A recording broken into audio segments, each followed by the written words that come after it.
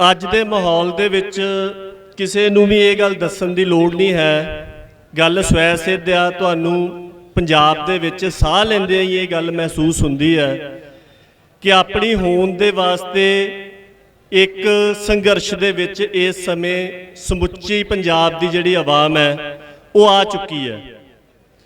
ਤੇ ਆਪਾਂ ਦੇਖੀਏ ਕਿ ਜਦੋਂ ਵੀ ਕਿਸੇ ਸੰਘਰਸ਼ ਦਾ ਮਾਹੌਲ ਹੁੰਦਾ ਤਾਂ ਸਭ ਤੋਂ ਬੁਨਿਆਦੀ ਗੱਲ ਇਹ ਹੁੰਦੀ ਹੈ ਕਿ ਜਿਹੜੀ ਸਮੱਸਿਆ ਆ ਉਹਦੀ ਜੜ ਨੂੰ ਫੜਿਆ ਜਾਵੇ।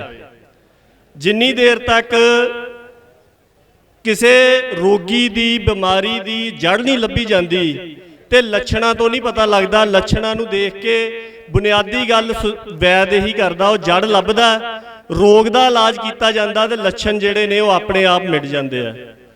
ਬਿਲਕੁਲ ਉਸੇ ਤਰ੍ਹਾਂ ਜਿਹੜੇ ਬਿੱਲ ਆਏ ਆ ਇਹ ਆਪਣੇ ਆਪ ਦੇ ਵਿੱਚ ਸਮੱਸਿਆ ਨਹੀਂ ਹੈ। ਸਮੱਸਿਆ ਦੇ ਬਾਰੇ ਜਿੰਨਾ ਕਿ ਵੀ ਅਸੀਂ ਦੇਖਿਆ ਕਿ ਬੁਨਿਆਦੀ ਸਮਝ ਇਹ ਬਣ ਰਹੀ ਹੈ ਦੋ ਗੱਲਾਂ ਦੇ ਉੱਪਰ ਕਿ ਕਾਰਪੋਰੇਟ ਘਰਾਣਿਆਂ ਦੇ ਉੱਪਰ, ਕਾਰਪੋਰੇਟ ਘਰਾਣਿਆਂ ਦਾ ਖੇਤੀ ਤੇ ਜਾਂ ਜ਼ਮੀਨਾਂ ਤੇ ਕਬਜ਼ਾ ਕਰਾਉਣ ਦੇ ਲਈ ਮੋਦੀ ਸਰਕਾਰ ਅੜੀਅਲ ਰਵੱਈਆ ਅਪਣਾ ਕੇ ਚੱਲ ਰਹੀ ਹੈ। ਮੋਟੀ ਜੀ ਸਮਝ ਇਹ ਬਣ ਰਹੀ ਹੈ। ਪਰ ਦੇਖੀਏ ਕਿ ਜੇਕਰ ਇਹ ਬਿੱਲ ਨਹੀਂ ਵੀ ਸੀ ਆਏ ਜਾਂ ਇਹ ਸਰਕਾਰਾਂ ਨਹੀਂ ਵੀ ਸੀਗੀਆਂ, ਜਿਹੜੇ ਮਾਹਰ ਨੇ ਉਹ ਗੱਲ ਕੱਢ ਕੇ ਦੱਸਦੇ ਆ ਕਿ ਪਿਛਲੀਆਂ ਸਰਕਾਰਾਂ ਵੀ ਇਸੇ ਨੀਤੀ ਦੇ ਉੱਪਰ ਚੱਲ ਰਹੀਆਂ ਸੀ। ਫਰਕ ਸਿਰਫ ਇੰਨਾ ਆ ਕਿ ਇਸ ਸਰਕਾਰ ਨੇ ਗੱਲ ਨੂੰ ਅਗਲੇ ਪੜਾਅ ਦੇ ਵਿੱਚ ਲੈ ਗਈ ਔਰ ਜਿੱਥੇ ਕਿ ਗੱਲ ਬਹੁਤ ਤੇਜ਼ੀ ਦੇ ਨਾਲ, ਕਿਸੇ ਨੇ ਸ਼ਾਇਦ ਇਸ ਗੱਲ ਦਾ ਅੰਦਾਜ਼ਾ ਨਹੀਂ ਸੀ ਲਾਇਆ, ਹਾਲਾਂਕਿ ਬਹੁਤ ਸਾਰੀਆਂ ਵਾਰਨੀਆਂ ਚੇਤਾਵਨੀਆਂ ਇਸ ਸੰਬੰਧ 'ਚ 2014 ਤੋਂ ਪਹਿਲਾਂ ਦੀਆਂ ਦਿੱਤੀਆਂ ਜਾ ਰਹੀਆਂ ਸੀਗੀਆਂ ਕਿ ਜਦੋਂ ਇਹ ਸਾਰਾ ਚੱਕਾ ਗਿਣਨਾ ਸ਼ੁਰੂ ਹੋਇਆ ਤੇ ਗੱਲ ਦੀ ਰਫ਼ਤਾਰ ਉਹ ਨਹੀਂ ਰਹਿਣੀ ਜਿਸ ਰਫ਼ਤਾਰ ਦੇ ਉੱਪਰ ਪਿਛਲੇ 70 ਸਾਲ ਤੋਂ ਗੱਲ ਚੱਲਦੀ ਆ ਰਹੀ ਸੀ। ਗੱਲ ਬਹੁਤ ਜ਼ਿਆਦਾ ਤੇਜ਼ੀ ਦੇ ਨਾਲ ਚੱਲਣੀ ਹੈ। ਪਰ ਹੈਰਾਨੀ ਦੀ ਗੱਲ ਹੈ ਕਿ ਫੇਰ ਵੀ ਸਾਰੇ ਇੱਕ ਵਾਰ ਬਿਲਕੁਲ ਜਿੱਦਾਂ ਸਿਰ 'ਚ ਡਾਂਗ ਵੱਜੀ ਤੇ ਬੰਦੇ ਨੂੰ ਸੁੱਝਦਾ ਨਹੀਂ ਨਾ ਕੀ ਹੋ ਗਿਆ, ਉਸ ਤਰ੍ਹਾਂ ਦੀ ਹਾਲਤ ਬਣੀ ਹੋਈ ਹੈ। ਬੁਨਿਆਦੀ ਕਾਰਨ ਇਹ ਨਹੀਂ ਹੈ ਕਿ ਕਾਰਪੋਰੇਟ ਨੂੰ ਫਾਇਦਾ ਦਿਵਾਉਣ ਦੇ ਵਾਸਤੇ ਮੋਦੀ ਸਰਕਾਰ ਅੜੀਅਲ ਰਵੱਈਏ ਦੇ ਉੱਪਰ ਹੈ।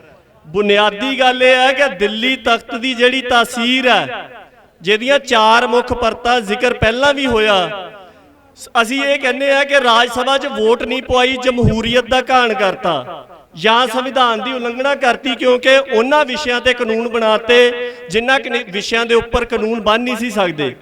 ਸਿਰਫ ਇੰਨੀ ਗੱਲ ਨਹੀਂ ਹੈ, ਬੁਨਿਆਦੀ ਗੱਲ ਇਹ ਹੈ ਕਿ ਦਿੱਲੀ ਤਖਤ ਬਿਲਕੁਲ ਇੱਕ ਸਾਮਰਾਜ ਵਾਂਗੂ ਕੰਮ ਕਰ ਰਿਹਾ, ਇੰਪੀਰੀਅਲਿਸਟ ਸਟੇਟ ਵਾਂਗੂ ਕੰਮ ਕਰ ਰਿਹਾ ਤੇ ਸਾਮਰਾਜ ਕਦੀ ਵੀ ਲੋਕਾਂ ਦੀ ਰਾਏ ਦੇ ਨਾਲ, ਉਹਨਾਂ ਦੀ ਸਲਾਹ ਦੇ ਨਾਲ, ਅਪੀਲ ਜਾਂ ਦਲੀਲ ਦੇ ਨਾਲ ਫੈਸਲਿਆਂ ਦੇ ਵਿੱਚ ਸ਼ਮੂਲੀਅਤ ਨਹੀਂ ਕਰਾਂਦਾ।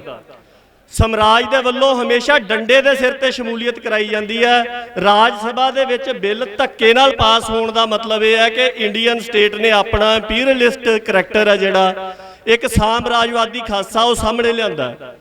ਦੂਜੀ ਗੱਲ, ਕਿਸਾਨਾਂ ਦੇ ਵਿੱਚ ਹਾਹਾਕਾਰ ਹੈ ਕਿ ਇਹ ਕਿਸਾਨ ਮਾਰੂ ਹੈ, ਉਹਦੇ ਬਾਵਜੂਦ ਗੱਲ ਕਿਉਂ ਨਹੀਂ ਸੁਣੀ ਜਾ ਰਹੀ?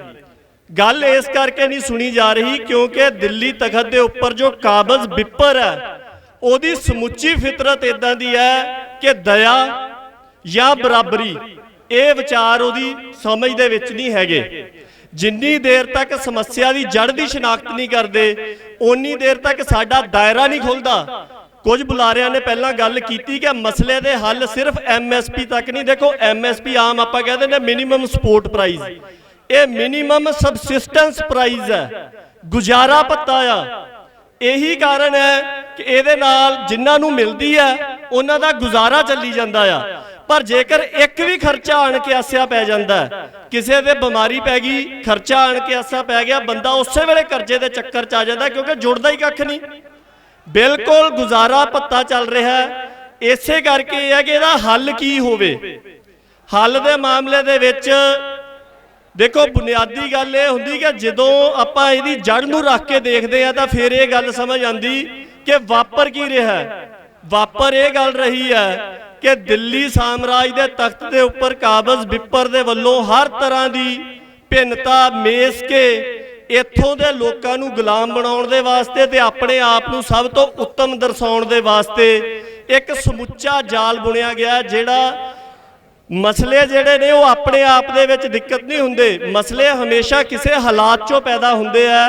ਤੇ ਇਹ ਮਸਲਾ ਜਿਹੜਾ ਸਾਡੇ ਸਾਹਮਣੇ ਆਇਆ, ਇਹ ਪਿਛਲੇ 70 ਸਾਲ ਤੋਂ ਜੋ ਲਗਾਤਾਰ ਇੱਕ ਹਾਲਾਤ ਬਣਦਾ ਜਾ ਰਿਹਾ ਸੀ, ਇਸ ਕਰਕੇ ਆਇਆ। ਸਮਾਂ ਸੀਮਤ ਹੈ, ਮੈਂ ਆਪਣਾ ਆਖਰੀ ਨੁਕਤਾ ਤੁਹਾਡੇ ਨਾਲ ਸਾਂਝਾ ਕਰਦਾ। ਉਹ ਇਹ ਹੈ ਕਿ ਹੁਣ ਆਪਾਂ ਦੇਖੀਏ ਇਕੱਲੇ ਪੰਜਾਬ ਦੇ ਵਿੱਚ ਇਹਨਾਂ ਖੇਤੀ ਕਾਨੂੰਨਾਂ ਦੀ ਗੱਲ ਨਹੀਂ ਹੈ, ਇਹ ਸਾਨੂੰ ਸਿੱਧੇ ਤੌਰ ਦੇ ਉੱਪਰ ਅਸਰ ਪਾਉਣ ਵਾਲਾ ਪਹਿਲਾ ਕਦਮ ਹੈ। ਪਰ ਪਿਛਲੇ ਸਮੇਂ ਦੌਰਾਨ ਕਿੰਨੇ ਫੈਸਲੇ ਹੋਏ। ਕਸ਼ਮੀਰ ਦਾ ਖਾਸ ਸਿਆਸੀ ਰੁਤਬਾ ਖਤਮ ਹੋਇਆ। ਉਸ ਤੋਂ ਇਲਾਵਾ ਨਾਗਰਿਕਤਾ ਸੋਧ ਕਾਨੂੰਨ ਆਇਆ, ਜਿਹਦੇ ਖਿਲਾਫ ਸ਼ਾਹੀਨ ਬਾਗ ਦਾ ਪਹਿਲਾਂ ਜ਼ਿਕਰ ਹੋਇਆ। ਇੰਨੀ ਵੱਡੀ ਸੰਘਰਸ਼ ਉੱਥੇ ਦਿੱਲੀ ਦੇ ਵਿੱਚ ਜਾਂ ਹੋਰਨਾਂ ਥਾਵਾਂ ਦੇ ਉੱਪਰ ਚੱਲਦੀ ਰਹੀ। ਜਦੋਂ ਤੋਂ ਇਹ ਸਰਕਾਰ ਆਈ ਹੈ ਉਦੋਂ ਤੋਂ ਘੱਟ ਗਿਣਤੀਆਂ ਦੇ ਬਹੁਜਨ ਭਾਈਚਾਰੇ ਦੇ ਉੱਪਰ ਹਮਲੇ ਹੋਏ, ਜੋ ਹਾਥਰਸ 'ਚ ਘਟਨਾ ਵਾਪਰੀ। ਔਰ ਜਿਸ ਤਰ੍ਹਾਂ ਸਰਕਾਰ ਉਹਨਾਂ ਦੀ ਪਿੱਠ ਦੇ ਉੱਪਰ ਖੜੀ ਹੈ, ਇਹ ਸਾਡੇ ਸਾਹਮਣੇ ਹੈ। ਇਹ ਸਾਰਾ ਕੁਝ ਕੀ ਦਰਸਾਉਂਦਾ ਹੈ?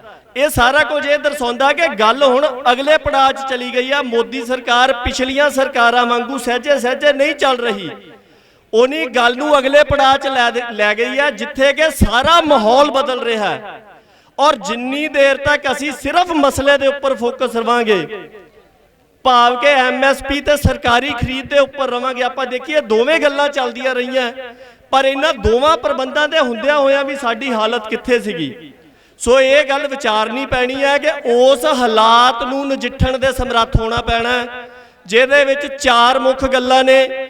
ਜਦੋਂ ਕੋਈ ਵੀ ਉਪਜ ਕਰਨ ਵਾਲਾ ਆਪਣੀ ਉਪਜ ਦਾ ਭਾਅ ਆਪ ਮਿੱਥਦਾ ਤੇ ਕਿਸਾਨ ਕੋਲ ਵੀ ਇਹ ਹੱਕ ਹੋਣਾ ਚਾਹੀਦਾ, ਜਾਂ ਸੂਬਿਆਂ ਦੇ ਕੋਲ ਇਹ ਹੱਕ ਹੋਣਾ ਚਾਹੀਦਾ, ਕਿਉਂਕਿ ਸਾਰੇ ਹਿੰਦੁਸਤਾਨ ਦੇ ਵਿੱਚ ਬਹੁਤ ਵਿਆਪਕ ਭਿੰਨਤਾ ਹੋਣ ਕਾਰਨ ਇਕਸਾਰ ਕਾਨੂੰਨ ਲਾਗੂ ਨਹੀਂ ਹੋ ਸਕਦੇ।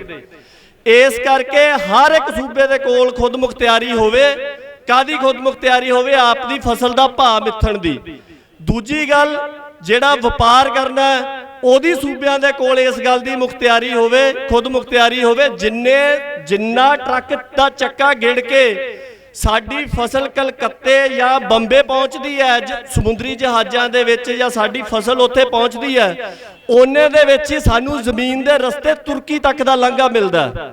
ਸੋ ਇਹ ਗੱਲ ਵੀ ਸਾਨੂੰ ਵਿਚਾਰਨੀ ਚਾਹੀਦੀ ਕਿ ਸਾਡਾ ਇੰਟਰਨੈਸ਼ਨਲ ਟ੍ਰੇਡ ਕਿਉਂ ਦਿੱਲੀ ਬੈਠਾ ਹਾਕਮ ਇਸ ਗੱਲ ਦਾ ਫੈਸਲਾ ਕਰੇ ਕਿ ਸਾਡੀ ਫਸਲ ਦਾ ਭਾਅ ਕੀ ਹੋਣਾ, ਅਸੀਂ ਕਿਹਦੇ ਨਾਲ ਵਪਾਰ ਕਰਨਾ, ਕਿਹਦੇ ਨਾਲ ਨਹੀਂ ਕਰਨਾ।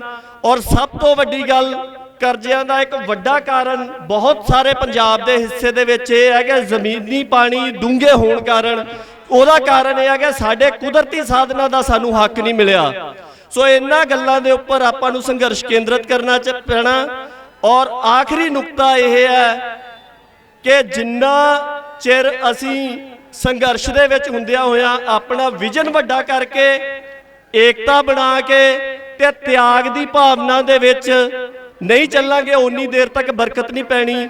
ਜਦੋਂ ਅਸੀਂ ਇਹਨਾਂ ਰਾਹਾਂ ਦੇ ਉੱਪਰ ਤੁਰਦੇ ਹਾਂ ਤਾਂ ਸਭ ਤੋਂ ਬੁਨਿਆਦੀ ਗੱਲ ਤਿਆਗ ਦੀ ਹੈ। ਜਿੱਥੇ ਤਿਆਗ ਆਉਂਦਾ, ਜਿੱਥੇ ਡਿਸਪਲਿਨ ਆਉਂਦਾ, ਉੱਥੇ ਗੁਰੂ ਮਹਾਰਾਜ ਦੀ ਬਰਕਤ ਆਪਣੇ ਆਪ ਆਉਂਦੀ ਹੈ। ਇਹ ਕੋਈ ਆਪਣੀ ਨਿੱਜੀ ਲੜਾਈ ਤਾਂ ਹੈ ਨਹੀਂ, ਇਹ ਸਰਬੱਤ ਦੇ ਭਲੇ ਦੀ ਲੜਾਈ ਹੈ। ਇਸ ਖਿੱਤੇ ਦੇ ਸਾਰੇ ਲੋਕਾਂ ਦੀ ਭਲਾਈ ਦੀ ਲੜਾਈ ਹੈ। ਗੁਰੂ ਮਹਾਰਾਜ ਆਪ ਇਹਦੇ ਵਿੱਚ ਬਖਸ਼ਿਸ਼ ਕਰਨਗੇ। ਵਾਹਿਗੁਰੂ ਜੀ ਕਾ ਖਾਲਸਾ, ਵਾਹਿਗੁਰੂ ਜੀ ਕੀ ਫਤਿਹ।